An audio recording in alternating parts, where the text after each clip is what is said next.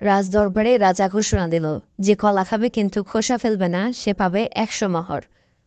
এই কথা শুনে তো সকলে অবাক হয়ে গেছে রাজমহলে যারা ছিল, কারণ এটা কিভাবে সম্ভব। কিন্তু কেউ এইখানে যে চালাকিটা করা যাবে সেটা কেউই বুঝতে পারে নাই, শুধুমাত্র গোপাল ছাড়া।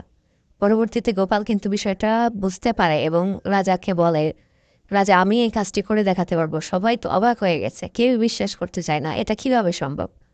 সবাই প্রথমে মশকরা করছিল, হাসি ঠাট্টা রহস্য করছিল গোপালকে নিয়ে, কারণ এটা কোনোভাবেই সম্ভব না, কেউ মানতেই চাইছিল না। ঠিক একইভাবে গোপাল শান্তভাবে একটি কলা নিয়ে খাওয়া শুরু করে দিল এবং সেই কলার খোসাটা তার পকেটে রেখে দিলেন। সাথে সাথে সবাই অবাক হয়ে গেল এবং রাজা হেসে উঠলেন। রাজা হেসে গোপালকে বললেন, অসাধারণ বুদ্ধি গোপাল, তুমি কিভাবে পারলে এটা। এই সহজ বিষয়টা কেউ এখানে বুঝতেই পারলো না, অথচ তুমি কিন্তু ঠিকই বুঝতে পেরেছ এবং তুমি ঠিকই কাজটি করে দেখালে আমাদের সবাইকে।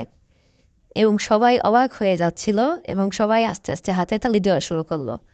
সকলে মিলে গোপালকে অনেক উৎসাহ প্রদান করলো এবং গোপালও খুব খুশি হয়ে গেল। এবং এর পরবর্তীতে রাজা যেহেতু তাকে বলেছিল যে এই কাজটি করে দেখাতে পারবে তাকে 100 মোহর পুরস্কার দেওয়া হবে, রাজা যা বলেছিল ঠিক সেই কাজটি করলো। এরপর রাজমহলে যারা উপস্থিত ছিল তাদের কাউকে একজনকে বলল, গোপালকে পুরস্কার দেওয়ার জন্য 100 স্বর্ণমুদ্রা নিয়ে চলে আসো।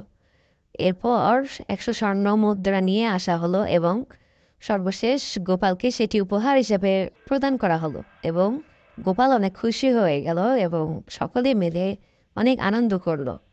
এই ধরনের আরও গল্প পেতে আমাদের চ্যানেলটি সাবস্ক্রাইব করে দাও এবং পাশের বেল আইকনটি ক্লিক করে দাও।